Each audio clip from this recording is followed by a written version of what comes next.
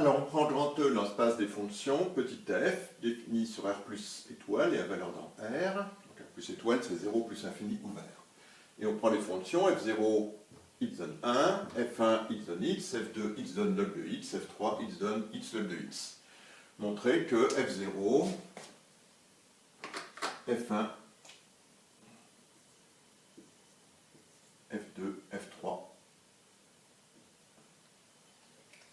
est une famille libre. Alors, toujours pareil, pour démontrer qu'une famille est libre, on prend des scalaires tels que alpha 0, alpha 1, alpha 2, alpha 3 appartenant à R, tels que alpha 0, f0, plus alpha 1, f1, plus alpha 2, f2, plus alpha 3, f3 égale 0. Autrement dit, quel que soit x appartenant à 0 plus infini ouvert, on n'a que alpha 0 plus f0 de x, plus alpha 1 f1 de x, plus alpha 2 f2 de x, plus alpha 3 f3 de x,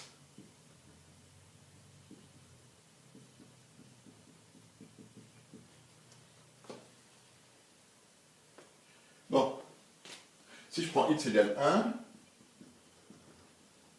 ça me donne que alpha 0 plus alpha 1 plus 0 plus 0 est égal à 0. Ça me donne que alpha 0 plus alpha 1 est égal à 0.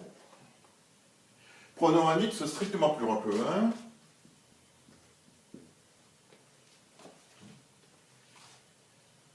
Et je divise le tout par x log de x. J'obtiens que alpha 0 sur x log de x plus alpha 1 sur log de x, plus alpha 3 sur x, plus alpha 4 égale 0. Je fais tendre x vers plus infini. La seule limitation, c'était x était strictement plus grand que 1.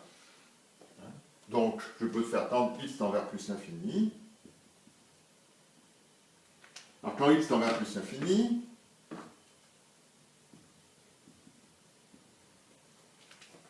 alpha 0 sur x log de x, ça tend vers 0.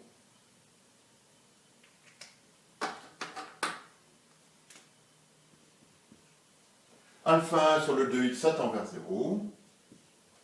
Alpha 3 sur x, ça tend vers 0. Et comme alpha 4, c'est l'opposé évidemment de alpha 0 sur x log de x, etc., on trouve que alpha 4 vaut 0.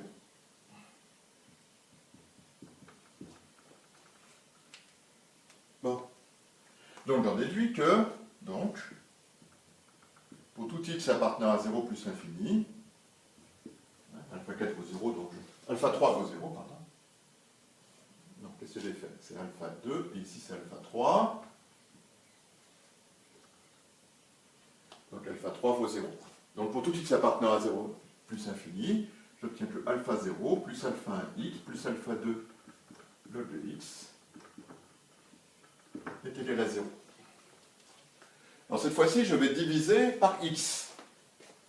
J'en déduis que alpha 0 sur x plus alpha 1 plus alpha 2 sur fois le but sur x est égal à 0. Bon, de nouveau, je fais tendre x vers plus infini. Alors, si je fais tendre vers x vers plus infini, alpha 0 sur x tend vers 0.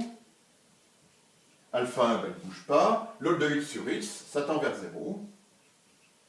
Car on sait que limite, quand x tend vers plus infini, de log de x sur x est égal à 0. Bon, donc alpha 1, qui est l'opposé de ceci, je vais tendre vers plus infini, je vais trouver que alpha 1 vaut 0. Donc, alpha 0, qui vaut moins alpha 1, est égal à 0. Donc, finalement, là-dedans, qu'est-ce qu'il me reste? Alpha 0 vaut 0, alpha 1 vaut 0, alpha 3 vaut 0, donc il me reste que pour tout x appartenant à 0 plus l'infini, j'obtiens que alpha 2 log de x est égal à 0. Je prends par exemple x égale E. Log de x vaut 1. Ce qui me donne que alpha 2 vaut 0. Et donc j'obtiens que alpha 0 égale alpha 1 égale alpha 2 égale alpha 3 est égal à 0.